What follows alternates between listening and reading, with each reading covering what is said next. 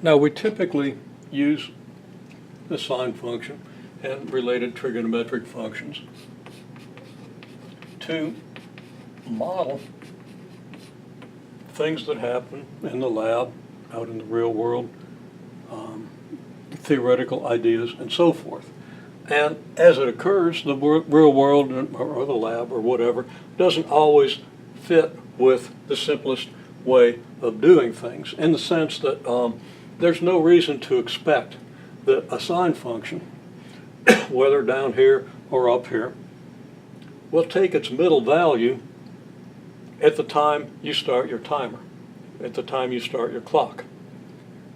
Sometimes, and in the majority of the time, that is not the case. The sine function might take its maximum value at t equals 0, at theta equals 0. Okay, let's say that theta represents some function of t and theta is 0 when the time is 0. We're not going to worry too much about that now, but we'll get to that in a minute. That whatever theta represents,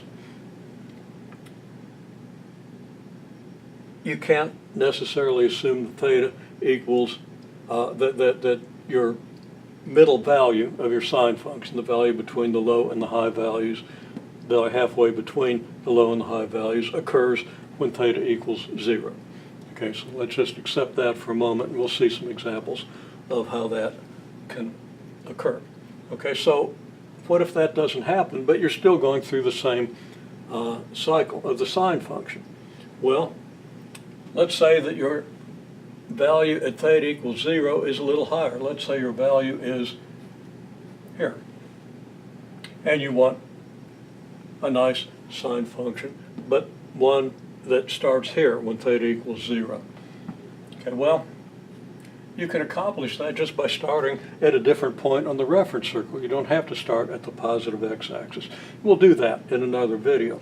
But in terms of the graph, all you have to do to accommodate this, if you know that the function goes between 15 and 25, that the low and high values are 15 and 25, is you just take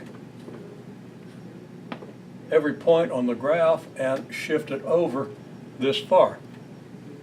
So what I've got is I've got a little arrow whose length is sufficient to take us from here to here. Now I apply that same arrow to a number of points on the graph. So I shift every point over to the left by the same amount.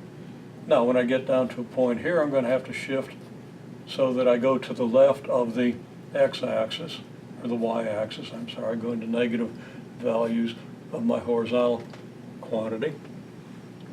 And I continue doing that. Okay, I'm not going to draw as many of these, but you know, every point shifts over accordingly. Well, then what's my graph going to look like? It's going to look like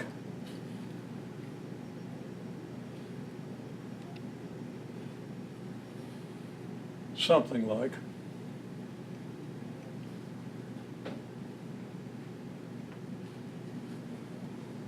this.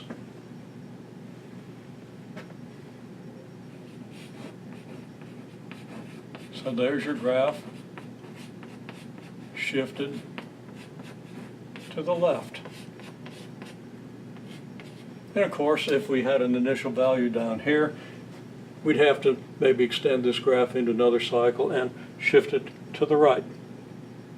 I'm not going to go through all the details of that, just giving you the idea that in addition to starting with our basic y equals sine of theta graph, we can vertically stretch it, we can shift it vertically, and we can shift it horizontally to get a meaningful model for something in the real world. And we'll talk a little bit more about what kind of model that might be in the next video.